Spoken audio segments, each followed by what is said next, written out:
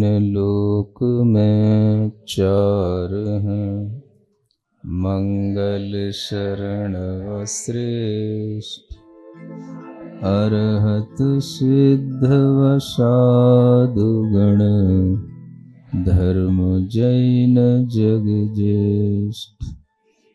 तीर्थंकर जिन देव की, जिन वाणी को ध्याय, सार्वधर्म संक्षेप से, कहूँ चित्त हुलसाए। पुरानी छह डाला और नई छह डाला का यह भी एक बहुत बड़ा अंतर आपको समझ में आएगा।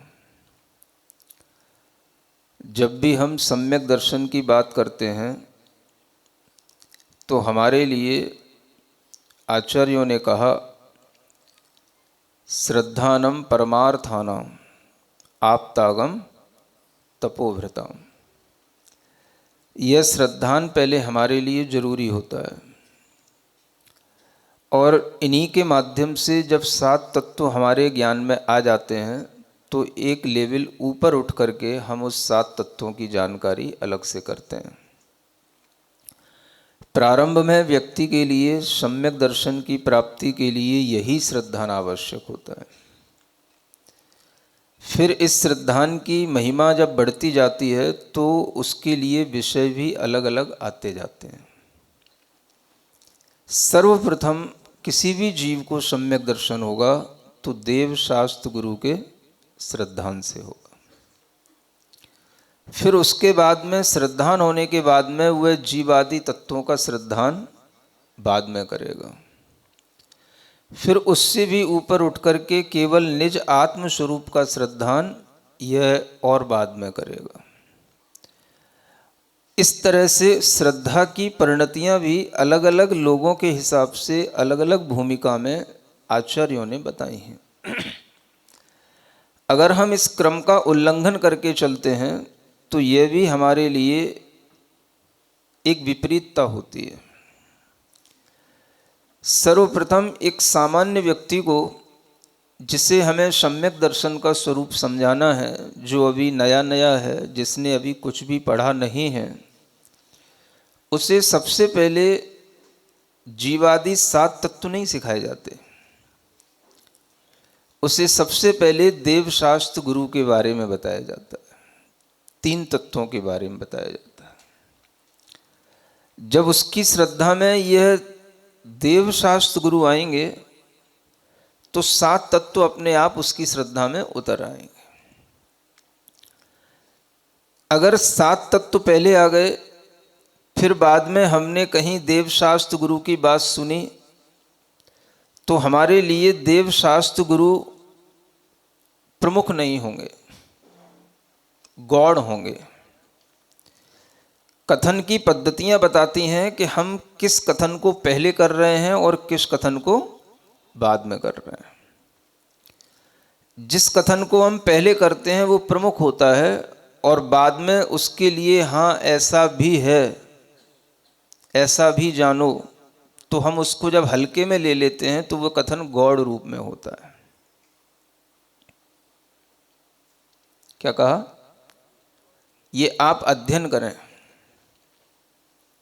सम्यक दर्शन को बताने वाली जो पिछली ढालें हैं उनका, और ये नई ढालें हैं इनका आप अध्ययन करें। अगर आप अध्ययन करेंगे तो आपको पता पड़ेगा कि पहले हम जीवादि तत्वों के बारे में बात करते करते फिर हम बाद में कह देते हैं हाँ, देव जिनेन्द्र गुरु परिग्रह विन धर्म दयाजुत, सारो येहु मान समकित को कारण अष्ट अंगजुत धारो। येहु मान, इनको भी मान लो, लेकिन मुख्य रूप से क्या मानना? तो पहले जीवादि तत्वों का जो ज्ञान करा दिया इनको मानना। यह कथन की पद्धतियां बताती हैं कि हमारे अभिप्राय में क्या चल रहा है। जो हम निश्चय कर रहे हैं उसी को वो निश्चय सम्यक दर्शन मान रहे हैं। एक बड़ी भारी भूल और है। क्या सुना? हमने जिसका ज्ञान निश्चित रूप से कर लिया कि हाँ ऐसा होता है, उसी को हमने क्या समझ लिया, ये निश्चय सम्यक दर्शन है। तो सबसे पहले हमने निश्चय सम्यक दर्शन कर लिया।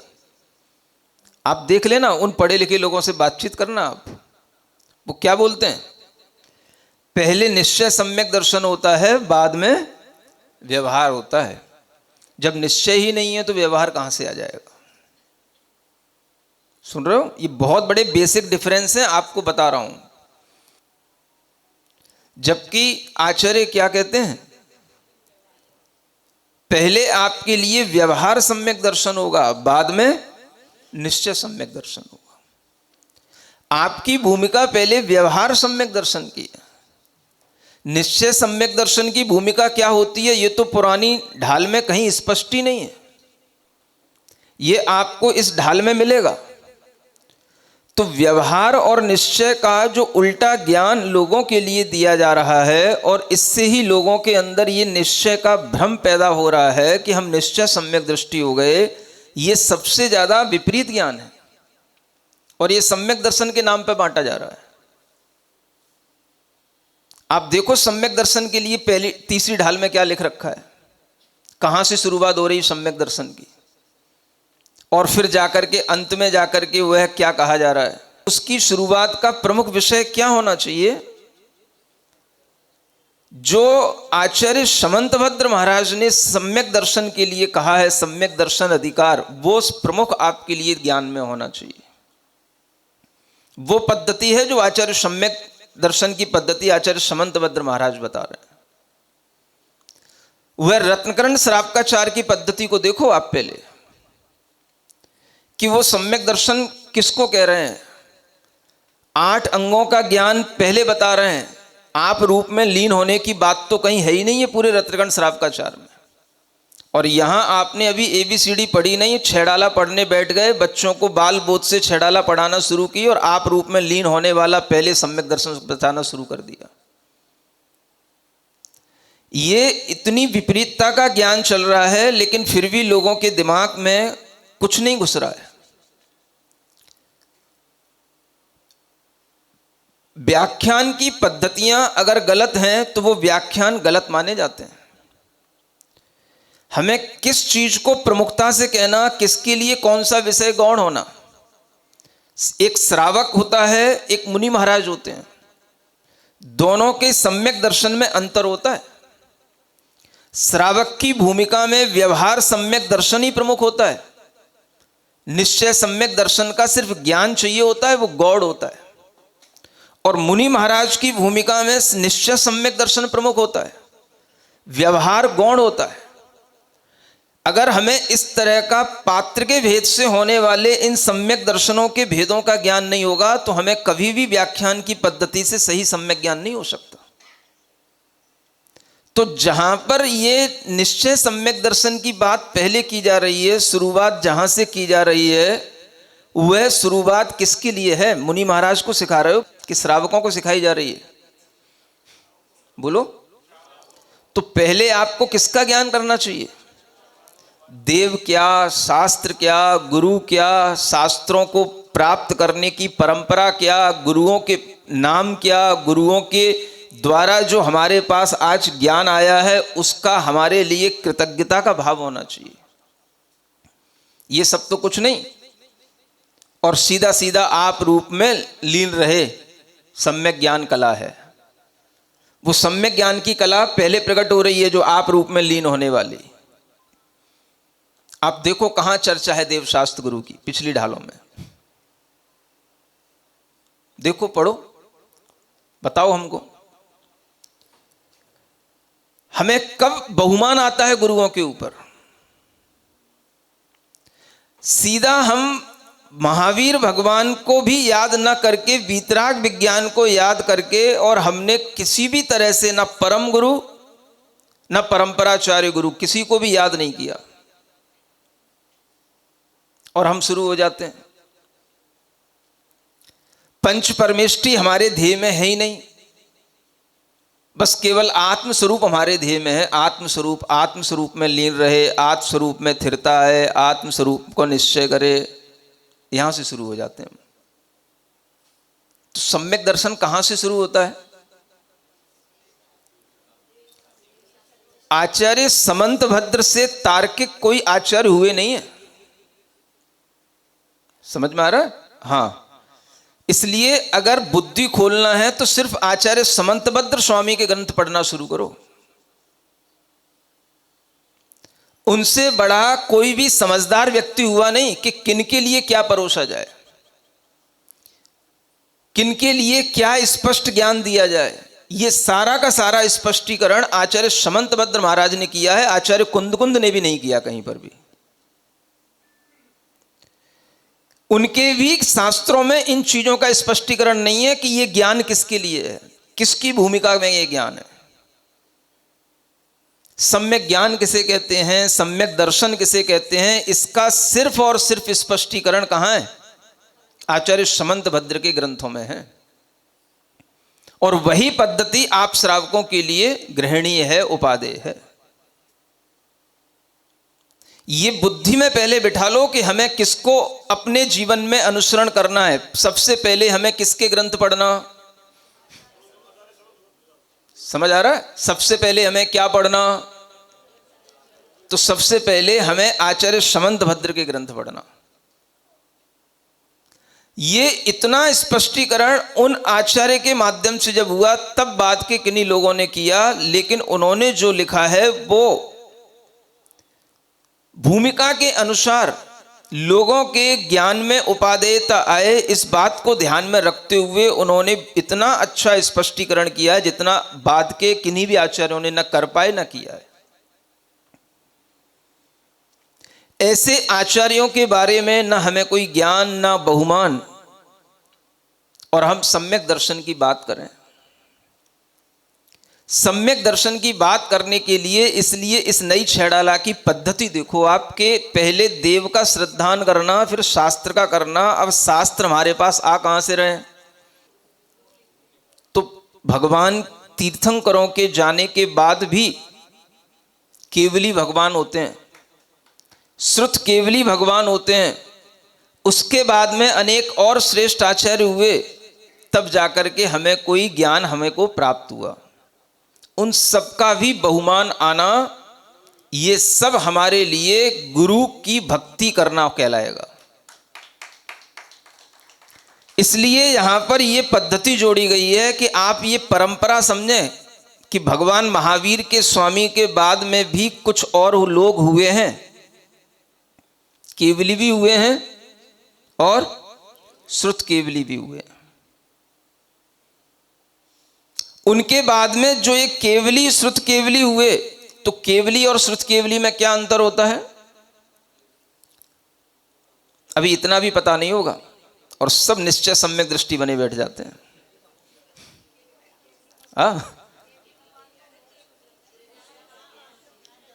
केवली मतलब जो तीर्थंकर नहीं है लेकिन केवल ज्ञानी है। जैसे भगवान महावीर स्वामी के बाद में गौतम गढ़धर जब केवल ज्ञान को प्राप्त होते हैं शाम के समय पर, तब वह केवल ज्ञानी बन जाते, तब वह केवली भगवान कहलाते हैं। गौतम गढ़धर, सुधर्मा स्वामी और फिर जम्बू स्वामी, ये तीन अनुबद्ध केवली कहलाते हैं। अनुबद्ध का मतलब है कि एक के जाने के बाद दूसरे को केवल ज्ञान उत्पन्न हुआ, एक को मोक्ष होने के बाद उसी दिन दूसरे को केवल ज्ञान हो गया। केवल ज्ञान की परंपरा अविच्छिन्न रूप से चलती रही, इसका नाम है अनुबद्ध केवली। इसलिए इन तीन अनुबद्ध केवली का नाम विशेष रूप से सामने लिया जाता है। बीच में और भी होते रहे केवली, वो इस परंपरा में नहीं आते। तो तीन ये अनुबद्ध केवली, और उसके बाद में 5 श्रुत केवली, जिनमें अंतिम भद्रबाहु श्रुत केवली हुए। श्रुत केवली का मतलब केवल ज्ञानी नहीं है, लेकिन जिन्हें श्रुत ज्ञान परिपूर्ण है उनको श्रुत केवली कहा जाता है।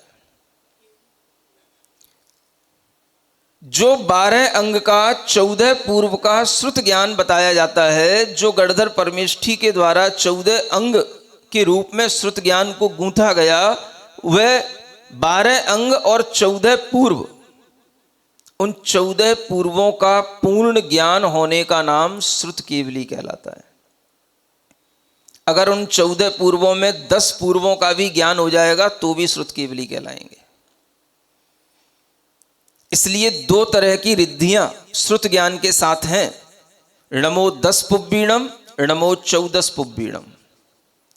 10 पूर्वधारी श्रुत ज्ञानियों को, श्रुत केवलियों को नमस्कार हो, और 14 पूर्व के धारी श्रुत केवलियों को नमस्कार हो। तो श्रुत केवली जिन्हें शास्त्र का, पूर्वों का, अंगों का परिपूर्ण ज्ञान हो, उनको कहते हैं श्रुत केवली। तो ऐसे श्रुत केवली भी हुए जिनमें भद्रबाहु अंतिम श्रुत केवली हुए, और उनके पास तक भी, उनके समय तक भी परिपूर्ण श्रुत ज्ञान चलता रहा। आपको तो अंग और पूर्वों के नाम भी कभी पढ़ने में ना आते होंगे। तो ये अंग और पूर्व, 12 अंग 14 पूर्व, इनके जो ज्ञाता होते हैं वह श्रुत केवली भगवान कहलाते हैं, जो श्रुत ज्ञानी ही होते हैं, केवल ज्ञानी नहीं होते हैं, मति और श्रुत ज्ञान के धारी होते हैं। ऐसे श्रुत केवलियों में जो 14 पूर्व के धारी होते हैं श्रुत केवली, वह आचार्य कहते हैं कि वह इतने दृढ़ होते हैं अपने आप में कि उनका सम्यक दर्शन उस जन्म में छूट नहीं सकता, इस बात की गारंटी दी जाती है। क्या सुना? किसी के सम्यक दर्शन छूटने की कोई गारंटी नहीं है, लेकिन श्रुत केवली का सम्यक दर्शन नहीं छूटता, इस बात की गारंटी होती है। यह सम्यक दर्शन उनकी एक दृढ़ भूमिका होती है, और इस दृढ़ भूमिका में वह 14 पूर्वों का अपने अंदर पूर्ण ज्ञान रखते हैं। यह ज्ञान उनके लिए श्रुत केवली की उपाधि देता है उनको, और इसी ज्ञान के कारण से वह श्रुत केवली बाह्य रूप में भी और अंतरंग रूप में भी, दोनों रूपों में कहे जाते हैं। यानी व्यवहार से भी श्रुत केवली और निश्चय से भी श्रुत केवली। व्यवहार से कब? जब हम शास्त्रों के ज्ञान में लगे तो व्यवहार से श्रुत केवली, और जब आत्मज्ञान में लीन हो गए तब निश्चय से श्रुत केवली। तो व्यवहार हमेशा निश्चय के साथ चलता है। व्यवहार पहले होता है, निश्चय बाद में आता है। व्यवहार ज्ञान के माध्यम से ही निश्चय ज्ञान की भूमिका बनती है। व्यवहार सम्यक दर्शन से ही निश्चय सम्यक दर्शन की भूमिका बनती है। इसलिए यह व्यवहार और निश्चय का क्रम अगर आपके दिमाग में उल्टा है तो आपको पूरे जिनागम का ज्ञान उल्टे रूप में चल रहा है। मैं आपको बता रहा हूं, वीतराग विज्ञान और यह सर्वज्ञ देव द्वारा प्रणीत जैन विज्ञान, इसमें यह अंतर है। वीतराग विज्ञान में सर्वप्रथम पहले निश्चय लिया जाता है। यह भूमिका है मोक्ष मार्ग प्रकाशक की भी, और यही भूमिका है उस छैडाला की। वीतराग विज्ञान का यह ध्येय है, पहले वीतरागता को रखना। पहले वीतराग माने जो निश्चय रूप है उसको पहले रखना। तो निश्चय सम्यक दर्शन पहले, व्यवहार बाद में। जबकि आप अन्य अनेक आचार्यों को पढ़ेंगे, आचार्य कुंद के भी समय सार में जो आचार्य जयसेन महाराज जी की टीका है उनको भी पढ़ेंगे, तो उसमें सबसे पहले वह यही बताते हैं, सराग पहले वीतराग बाद में। व्यवहार सम्यक दर्शन पहले, निश्चय सम्यक दर्शन बाद में। क्योंकि व्यवहार सम्यक दर्शन ही आपको पहले होगा। जितने भी भरत, सगर आदि चक्रवर्ती हुए, पहले हुए व्यवहार सम्यक दृष्टि ही रूप में हैं।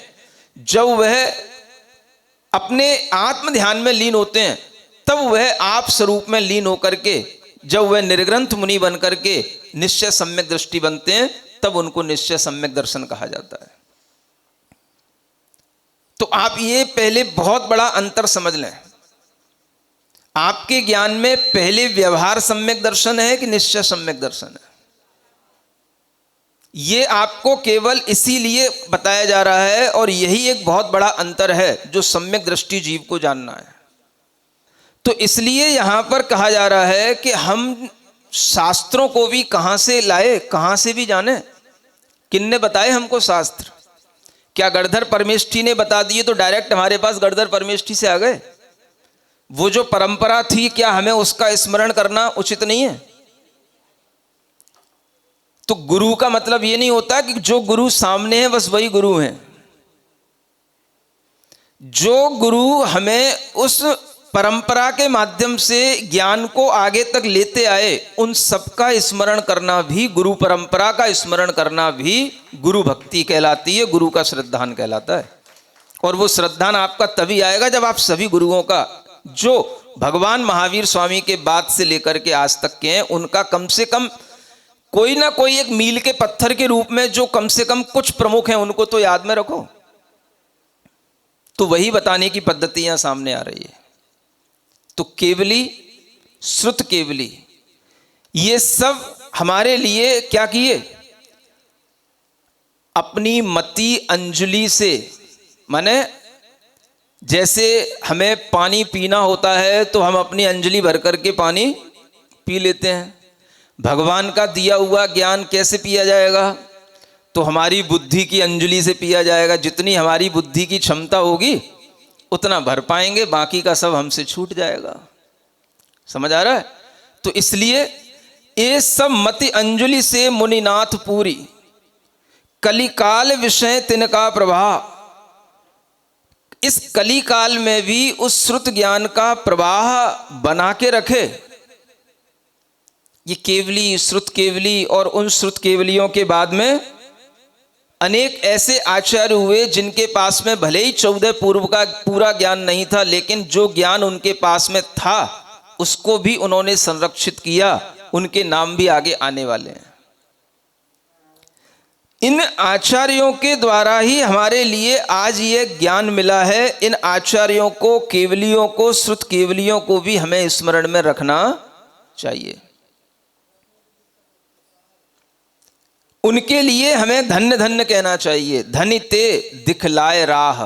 राह किसने दिखलाई? केवल भगवान महावीर स्वामी के बाद अगर ये ना होते तो कौन दिखलाता राह?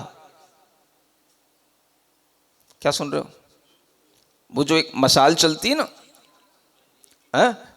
हाँ, एक के बाद एक, एक के हाथ में देते चले जाते हैं, हाँ, खिलाड़ियों के साथ चलते रहती है।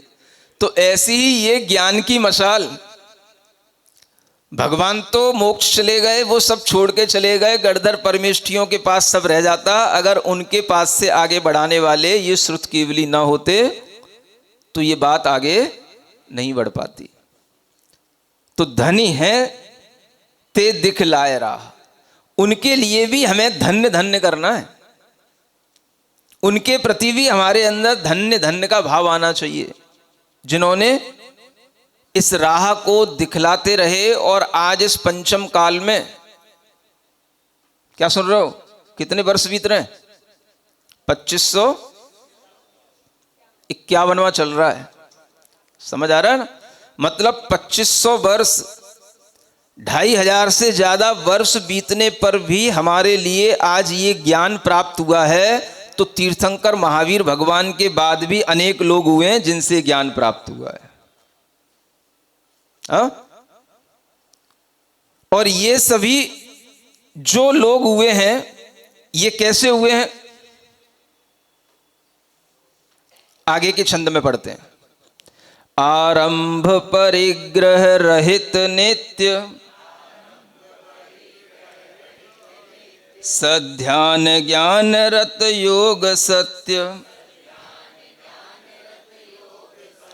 ते सदगुरु पंचम काल पाय, विषयन विरक्त नत दोय पाय। अब यह जो श्रुत केवलियों की परंपरा चली, ये चतुर्थ काल में नहीं चली। ये किस काल में चली? ये पंचम काल में चली। और पंचम काल में भी ये सभी साधु रहे, और पंचम काल में भी ये सभी साधु होते आए। और ये पंचम काल में सभी साधु क्या विशेषता के साथ रहे? तो ये विशेषता बताई गई यहां पर। आरंभ परिग्रह रहित नित्य। आरंभ से रहित होना, हिंसा के कार्यों से रहित होना, और परिग्रह से रहित होना। कई लोग तो सब चीजें चतुर्थ काल में ही समझते हैं। आचार्य कुंद कब हुए? चतुर्थ काल में हुए, है ना। आचार्य समंतभद्र कब हुए? चतुर्थ काल में हुए। ऐसे लोग हैं ये, कुछ पता नहीं होता। भगवान महावीर स्वामी के निर्वाण होने के बाद लगभग 3-3.5 वर्ष बाद ही जो है पंचम काल शुरू हो जाता है। समझ आता है? फिर उस पंचम काल में ही ये सब महान आचार्य हुए हैं, ये सब श्रुत केवली हुए हैं। और भगवान महावीर स्वामी के 683 वर्ष तक तो ये श्रुत केवली की या श्रुत ज्ञान की परंपरा ये अक्षुण्ण रूप से चली है, माने पूर्ण श्रुत ज्ञानी मिले हैं। उसके बाद में श्रुत ज्ञान में कमी आती गई। फिर किसी के लिए 14 पूर्व का ज्ञान नहीं रहा तो किसी को 10 पूर्व का रह गया, 9 पूर्व का रह गया, धीरे धीरे वो 1 पूर्व का रह गया, 1 पूर्व में भी फिर वो अंगों पर आ गए तो किसी को आचारांग तक का ही रह गया। इस तरह से ज्ञान की कमी होती गई। ये इतिहास को पढ़ करके आपको समझ में आएगा कि ये पंचम काल में भी इस तरह के गुरु हुए हैं जो हमारे ना कभी ज्ञान के विषय बनते हैं, ना कभी समझ के विषय बनते हैं। श्रद्धान के विषय कैसे बनेंगे? इनको ध्यान में रखना। और ये सब की क्या परिभाषा है इन सब सद्गुरुओं की? आरंभ परिग्रह से रहित होना और ज्ञान ध्यान में लीन रहना, यही सत्य आचरण करना ही इनका प्रमुख गुरुपना है। और इस तरह से अगर पंचम काल में ये गुरु मिले तो ये सब कैसे? विषयन विरक्त नत दोय पाए। ये सब विषयों से विरक्त हैं। इनके इसी गुणों को ध्यान में रख करके इनके दोय पाए में नत हो जाओ, दोनों चरणों में नत हो जाओ। इससे ज्यादा और कुछ सोचने की आपको आवश्यकता नहीं है। बस इतनी ही परिभाषा है गुरु की। तो शास्त्र तो हमारे पास आए, लेकिन किन से आए? किन के माध्यम से आए? ये गुरु परंपरा से आए। ऐसे हमें ये गुरु परंपरा को ध्यान में रख करके जब हम चलेंगे तो इसी का नाम है क्या, जो आगे बताया जा रहा है। ते भावलिंगी मुनि है महंत, आत्म ज्ञानी चारित्रवंत, गुरु आगम आज्ञा का प्रबंध, समकित जानो मत बनो अंध। ते भावलिंगी मुनि है महंत, इन्हीं को कहते हैं भावलिंगी मुनि। सुन रहे हो? भावलिंगी, और कोई इनकी पहचान नहीं होती। ये बहुत चर्चाएं चलती हैं, द्रव्यलिंगी, भावलिंगी। भावलिंगी का मतलब भावों से जिन्होंने इस लिंग को धारण किया हो उन्हें भावलिंगी मुनि कहते हैं। भावों से मतलब और किसी ख्याति पूजा लाभ की इच्छा से न करके कर्म क्षय के लिए, सम्यक चारित्र और रत्नत्रय की प्राप्ति के लिए जिन्होंने इस भावना से इस जिन लिंग को धारण किया हो वह भावलिंगी मुनि कहलाते हैं। सुन रहे हो? इससे ज्यादा आपको भावलिंगी की ना कोई पहचान हो सकती है, ना कोई पहचान करने के लिए टॉर्च लगाने की जरूरत है। नहीं समझ में आ रहा? ना कोई इंडोस्कोपी एंट्रोस्कोपी कुछ भी करने की जरूरत नहीं है। भावलिंग का मतलब क्या? जो ऊपर छंदों में कह दिया, आरंभ परिग्रह से रहित होना, ज्ञान ध्यान में लीन होना, विषयों से विरक्त होना, इसी का नाम क्या है? यही भावलिंग की पहचान है।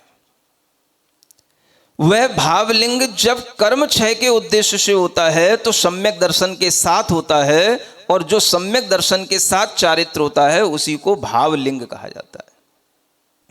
जिनके उद्देश्य में सम्यक दर्शन नहीं है, जिनके उद्देश्य में सम्यक चारित्र नहीं है, जिनके उद्देश्य में कर्म क्षय का निमित्त नहीं है, उनके लिए ये भावलिंग नहीं बनता।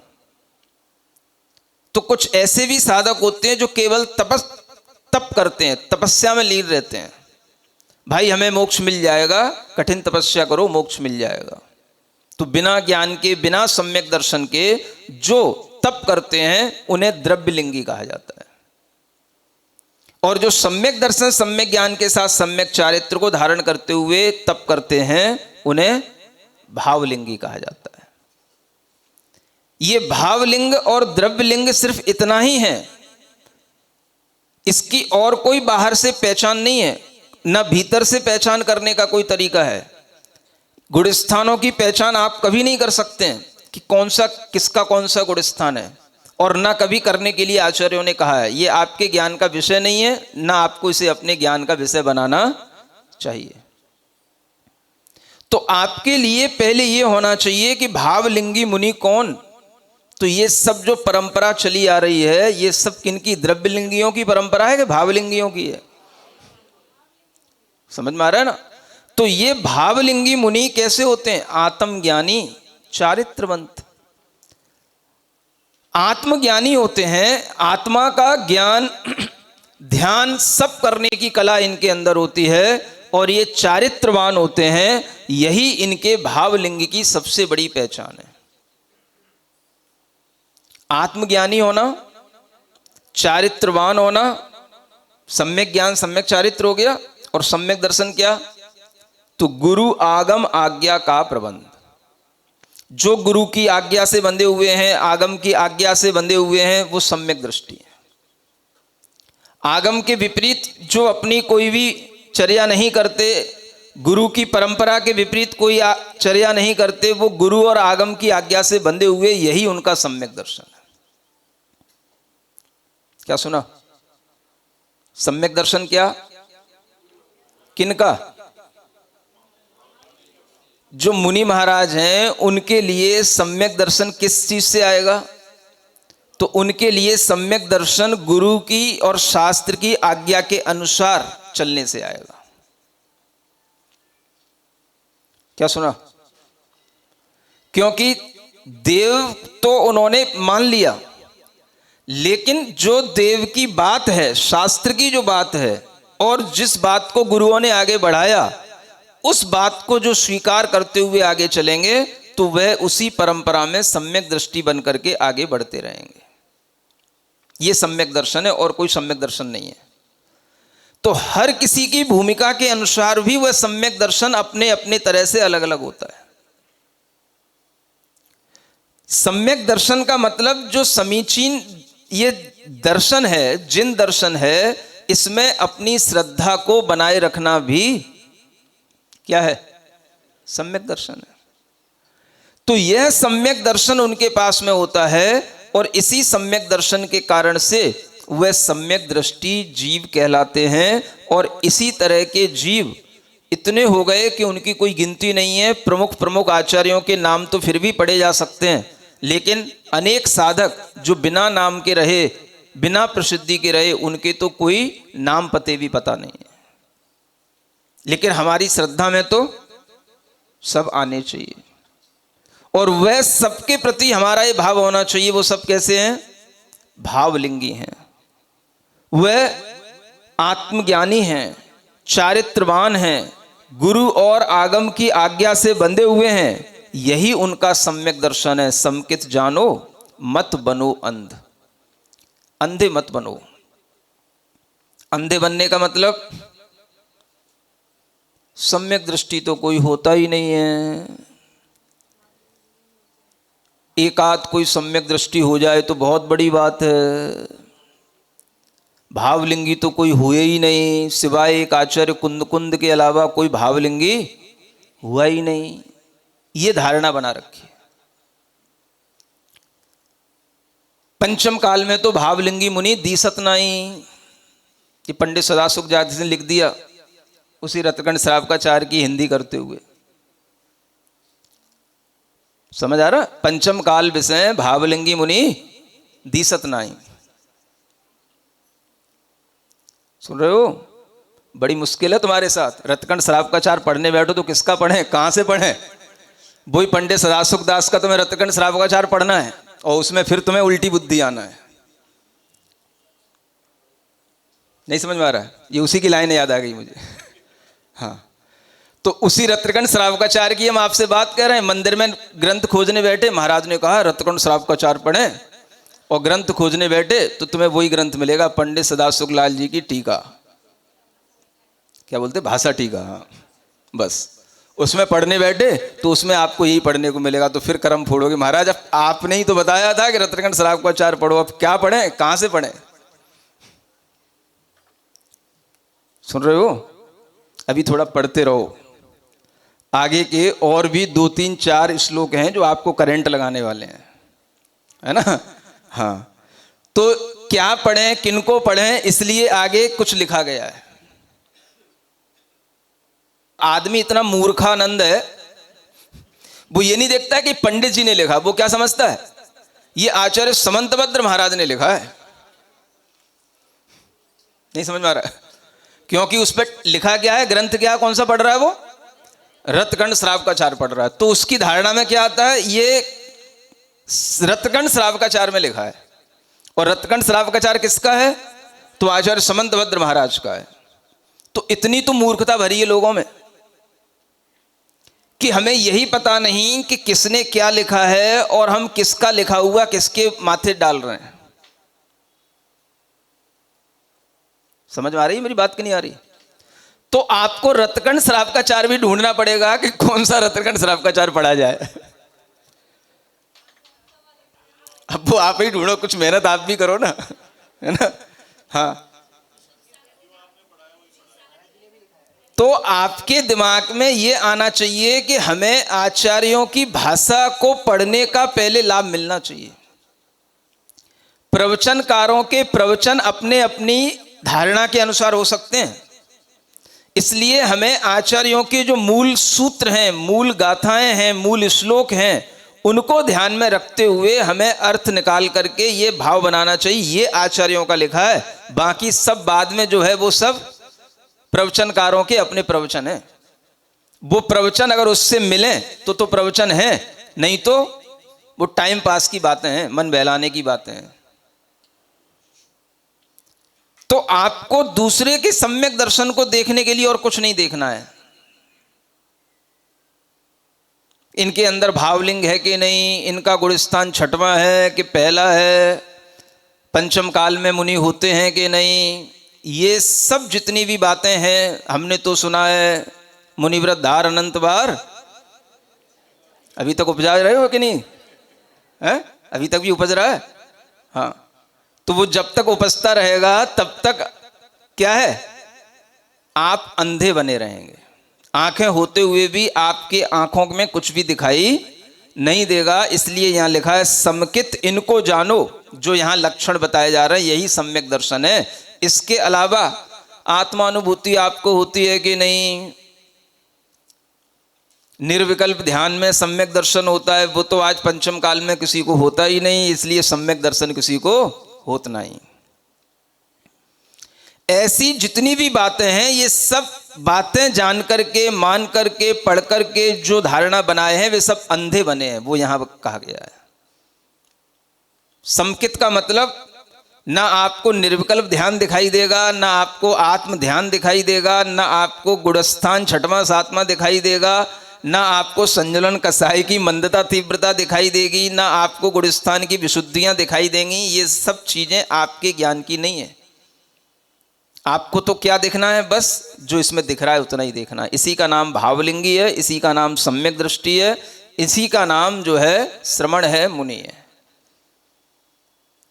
इसके अलावा कुछ धारणा बनाई तो अंधे बनना कहलाएगा। इसी को समकित जानो, मत बनो अंध, माने अंधे नहीं बनना। सिरिजिण वाणी जग कल्याणी, जग जन मदतम मोहरी, जनमण हारी गढ़हर हारी, जम जरा भव रोग हरि, तिथ्य राणम दिव्य झुणिम जो पढ़ई सुणई मय्ये धारई, राणम सौख मणंतम धरिय, सासद मोक्ष पदम पावई, सा सद मोक्ष पदम पावई।